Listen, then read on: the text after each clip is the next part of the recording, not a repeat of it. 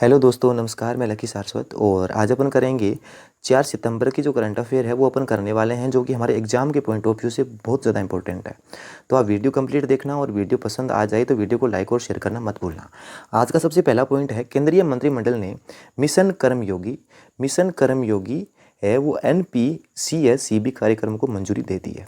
ठीक है, कौन सा मिशन शुरू किया जा रहा है? मिशन कर्मयोगी। ठीक है, केंद्रीय मंत्रिमंडल ने मिशन कर्मयोगी राष्ट्रीय सिविल सेवा क्षमता विकास कार्यक्रम यानी NPCSCB को शुरू करने को मंजूरी दे दी है। और इस कार्यक्रम के अंतर्गत 46 लाख केंद्रीय कर्मचारियों को कवर करने के लिए वर्ष 2020-21 से लेकर 2024-25 तक 5 वर्षों की अवधि के दौरान 510.86 करोड़ रुपए खर्च किए जाएंगे। ठीक है, ये सिविल सेवकों के लिए क्षमता निर्माण की नींव रखेगा। और इस कार्यक्रम को एकीकृत सरकारी ऑनलाइन प्रशिक्षण आई गोट है, जो कर्मयोगी प्लेटफॉर्म है, उसकी स्थापना करके इसको कार्यान्वित किया जाएगा। ठीक है, उसके बाद में है कर्मयोगी प्लेटफॉर्म भारत में 2 करोड़ से अधिक कार्मिकों की क्षमताओं को बढ़ाने के लिए व्यापक और अत्याधुनिक संरचना के अलावा सेवा दक्षता या योग्यता संरचना के साथ एकीकृत कर दिया जाएगा। नेक्स्ट है, सरकार ने भारत की संप्रभुता एवं अखंडता के लिए नुकसानदेह 118 मोबाइल ऐप्स को है वो ब्लॉक कर दिया है। ठीक है, 118 मोबाइल ऐप को ब्लॉक किया। ठीक है, भारत सरकार की इलेक्ट्रॉनिक्स एवं सूचना प्रौद्योगिकी मंत्रालय ने खतरों की उभरती प्रकृति को देखते हुए 118 ऐप्स को ब्लॉक किया है। ठीक है, इसके बारे में थोड़ा आपको पढ़ लेना है। ठीक है, अच्छे से। आगे है, लद्दाख और लक्षद्वीप है वो अपने one nation one ration card योजना में वो शामिल हो चुके हैं। ठीक है, लद्दाख और लक्षद्वीप है ये one nation one ration card योजना में शामिल हो चुके हैं। ठीक है, केंद्र शासित प्रदेश लद्दाख और लक्षद्वीप को सार्वजनिक वितरण प्रणाली के एकीकृत प्रबंधन IMPDS पर one nation one ration card योजना में शामिल हो गया है। और इन दोनों केंद्र शासित प्रदेशों के एकीकरण के बाद कुल 26 राज्य एवं केंद्र शासित प्रदेश इस योजना में जुड़ चुके हैं, जिन्हें लगभग 65 करोड़ जो लोगों को इसका लाभ मिल चुका है। ठीक है, और केंद्रीय उपभोक्ता जो मामले और खाद्य और सार्वजनिक वितरण मंत्री रामविलास पासवान ने हाल ही में योजना के कार्यान्वयन की दिशा में जो प्रगति की समीक्षा और लद्दाख और लक्षद्वीप के एकीकरण को मंजूरी दे दी है। ठीक है, रामविलास पासवान जी हैं, ये हमारे खाद्य और सार्वजनिक वितरण मंत्री है। ठीक है, लद्दाख और लक्षद्वीप ने अन्य राज्य केंद्र शासित प्रदेशों के लिए मौजूदा राष्ट्रीय पोर्टेबिलिटी समूह के शामिल होने की अपेक्षा तकनीकी तैयारियों को पूरा कर लिया है। और शेष जो राज्य हैं वो मार्च में 2021 तक इस योजना में शामिल हो जाएंगे या जोड़ दिए जाएंगे। ठीक है, आगे है, लेफ्टिनेंट जो गवर्नर है यहाँ के वो है राधाकृष्ण माथुर जी। ठीक है, और उसके बाद में लद्दाख की कैपिटल है वो है लेह और कारगिल, और यहाँ की राजधानी है वो है कावारती, और यहाँ के जो प्रशासक है वो है दिनेश्वर शर्मा। ठीक है, ये भी आपको साथ साथ में नोट कर लेना है, यहाँ से भी क्वेश्चन एग्जाम में पूछे जाएंगे। आगे है, केंद्रीय ऊर्जा मंत्री RK सिंह ने लॉन्च किया है green term ahead market. Green term ahead market है ये केंद्रीय ऊर्जा मंत्री RK सिंह ने लॉन्च किया है। केंद्रीय विद्युत तथा नवीन एवं नवीकरणीय ऊर्जा राज्य मंत्री जो स्वतंत्रता प्रभाव है जो उसका राजकुमार सिंह ने नई दिल्ली में विद्युत क्षेत्र में पूरे देश के लिए ग्रीन टर्म अहेड मार्केट यानी GTM को शुभारंभ किया है। GTM है ये नवीनीकरण ऊर्जा क्षेत्र के विश्व मार्केट का पहला विशेष उत्पाद है। ठीक है, इसलिए इम्पोर्टेंट है क्योंकि ये विश्व का पहला मार्केट है, इसलिए ये इम्पोर्टेंट है। ठीक है, तो इसको लॉन्च किसने किया है? RK सिंह ने, और उस टर्म का नाम क्या है? Green term ahead market. ठीक है, इसको आपको थोड़ा सा पढ़ लेना है, इसके ज़्यादा इंपॉर्टेंट नहीं है। इसके आगे हैं, राष्ट्रीय पोषण सप्ताह 2020 1 से 7 सितंबर तक रहेगा। ठीक है, और ये वर्ष 1982 से लेकर 1 सितंबर 7 सितंबर तक हर साल राष्ट्रीय पोषण सप्ताह मनाया जाता है। इम्पोर्टेंट है, 1 सितंबर से 7 सितंबर तक राष्ट्रीय पोषण सप्ताह मनाया जाता है। ये कब से मनाया जा रहा है? 1982 से, और जिसे खाने पीने के चिकित्सा प्रभावों के बारे में जागरूकता बढ़ाने के लिए एक महत्वपूर्ण समय माना जा सकता है। ठीक है, आगे है, राष्ट्रीय पोषण सप्ताह के कार्यक्रम को भारत सरकार के महिला और बाल विकास मंत्रालय WCD के अंतर्गत आने वाले खाद्य और पोषण बोर्ड द्वारा आयोजित किया जाएगा, ताकि मानव शरीर के जरूरी पोषण के महत्व और भूमिका पर शिक्षित किया जा सके। महिला और बाल विकास मंत्री है स्मृति जुबिनी ईरानी। ठीक है, ये आपको नोट कर लेना है, क्वेश्चन यहाँ से भी आता है। ठीक है। आगे हैं, मध्य प्रदेश सरकार ने शुरू किया है गंदगी भारत छोड़ो अभियान। गंदगी भारत छोड़ो अभियान है, ये मध्य प्रदेश ने शुरू किया है।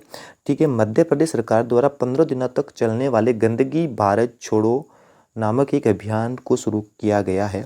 अभियान के तहत 7,178 बस्तियों में जागरूकता कार्यक्रम आयोजित किए गए हैं और इस अभियान में मध्य प्रदेश के 378 नगरीय निकायों के लगभग 35 लाख लोगों ने हिस्सा लिया।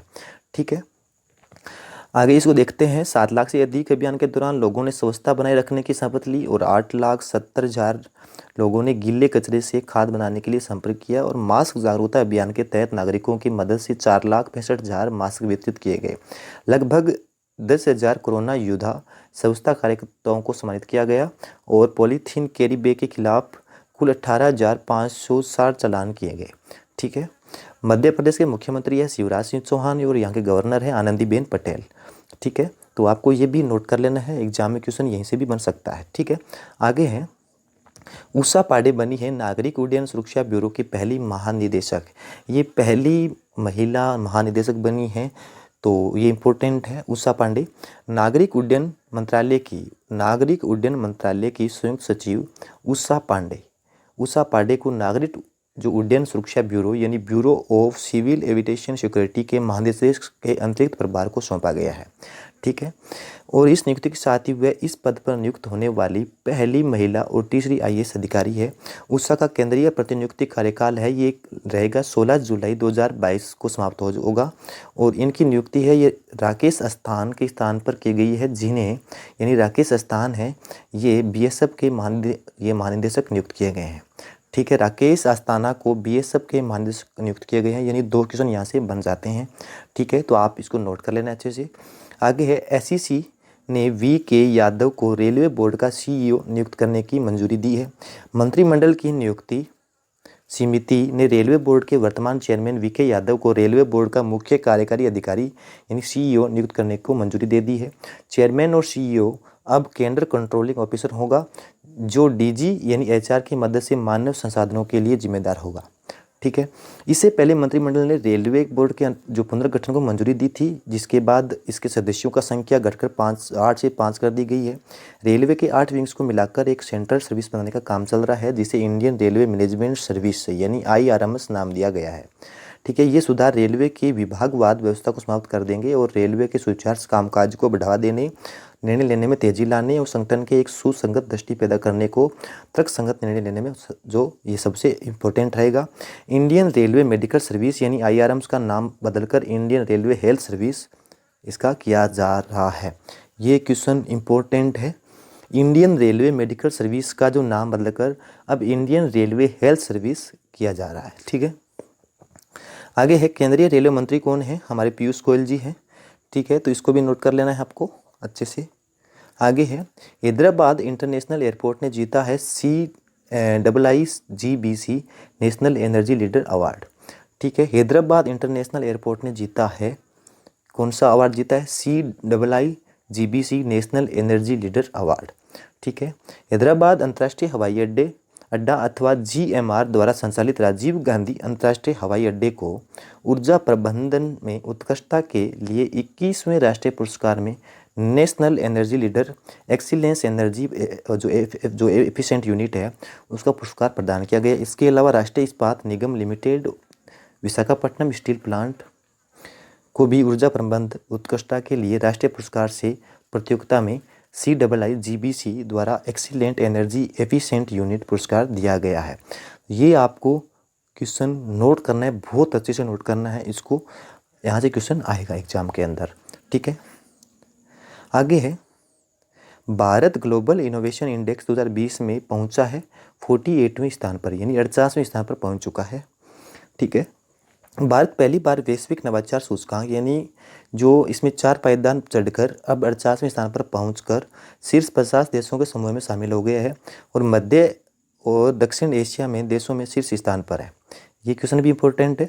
भारत ICT सूचना और संचार प्रौद्योगिकी सेवाओं के निर्यात, सरकारी ऑनलाइन सेवाओं, विज्ञान और इंजीनियरिंग स्नातक और R&D गहन वैश्विक कंपनियां जैसे संकेतकों में सिर्फ इसमें 15 में है।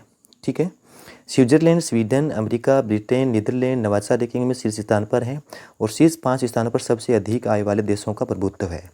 ठीक है। ग्लोबल इनोवेशन इंडेक्स 2020 के 13वें संस्करण को विश्व बौद्धिक संपदा संगठन, कॉर्नेल यूनिवर्सिटी और इनसीड बिजनेस स्कूल ने संयुक्त रूप से जारी किया था। ठीक है, ये 13वां संस्करण था। ठीक है, यहाँ से भी क्वेश्चन बन सकता है। ठीक है, आगे कैबिनेट ने जम्मू एंड कश्मीर राजभाषा विधेयक 2020 को मंजूरी दे दी है। ठीक है, केंद्रीय मंत्रिमंडल ने जम्मू और कश्मीर राजभाषा विधेयक 2020 को मंजूरी दे दी है। जम्मू कश्मीर राजभाषा विधेयक 2020 के अनुसार उर्दू और अंग्रेजी के साथ साथ कश्मीरी, डोगरी और हिंदी जम्मू और कश्मीर केंद्र शासित प्रदेशों की आधिकारिक भाषाएं होगी। ये क्वेश्चन यहाँ से नोट कर लेना है क्योंकि जम्मू कश्मीर बहुत ज़्यादा न्यूज़ के अंदर है। ठीक है, कौन कौन सी भाषाएं हैं वो भी आपको नोट कर लेना है। ठीक है, जम्मू एंड कश्मीर जो राजभाषा विधेयक है ये 2020 को आगे आने वाले मानसून सत्र में संसद में पेश किया जाएगा। ठीक है, आगे बात करते हैं। जम्मू कश्मीर के लेफ्टिनेंट गवर्नर है मनोज सिन्हा, केंद्रीय सूचना और प्रसारण मंत्री है प्रकाश जावड़ेकर। ठीक है, ये भी आपको नोट कर लेना है। आगे है जल शक्ति मंत्रालय ने वाटर हीरोज प्रतियोगिता का किया है शुभारंभ। जल शक्ति मंत्री हमारे कौन हैं तो आप इसको बताएंगे, लेकिन मैं भी बता दूंगा। जल शक्ति मंत्रालय द्वारा जल संरक्षण एवं प्रबंधन जैसे अहम विषय पर लोगों तक पहुंच बनाने के उद्देश्य से water heroes share your story जल नायक अपनी कहानी बताए प्रतियोगिता शुरू की गई है। जल शक्ति मंत्रालय का प्राथमिक उद्देश्य जल संरक्षण को जन आंदोलन बनाना और पानी के प्रति चेतना को मजबूत करना है। ठीक है, आगे हैं, इसको थोड़ा पढ़ लेना है, लेकिन ये देखना है जल शक्ति मंत्रालय में राज्य मंत्री कौन है तो वह रतन लाल कटारिया। ठीक है, ये आपको देख लेना है अच्छे से। आगे है तमिलनाडु में एम्बुलेंस चलाने वाली भारत की पहली महिला ड्राइवर होगी एम वीर लक्ष्मी। ठीक है, ये क्वेश्चन बहुत ज़्यादा इंपॉर्टेंट है। तमिलनाडु में एम्बुलेंस चलाने वाली भारत की पहली महिला ड्राइवर होगी वो है एम वीर लक्ष्मी। ठीक है, तो तमिलनाडु के मुख्यमंत्री या पलानीस्वामी द्वारा की गई नई पहल के तहत भारत की पहली महिला एम्बुलेंस ड्राइवर के रूप में एम वीरलक्ष्मी को नियुक्त किया गया है। एम वीरलक्ष्मी को हाल ही में लॉन्च की गई 108 एम्बुलेंस के ड्राइवर के रूप में नियुक्त किया गया है। तमिलनाडु सरकार के अनुसार ये देश में इस तरह का पहला उदाहरण होगा और पलानीस्वामी ने 24 मार्च को घोषणा की थी कि राज्य में 108 एम्बुलेंस की आपातकालीन सेवाओं को मजबूत बनाने के लिए लगभग 125 करोड़ रुपये की लागत से 500 नई एम्बुलेंस राज्य को समर्पित की जाएगी। ठीक है, तो थैंक यू दोस्तों, बाय बाय, टेक केयर। आपको कैसा लगा वीडियो तो आप वीडियो को लाइक और शेयर करना मत भूलना। Bye bye.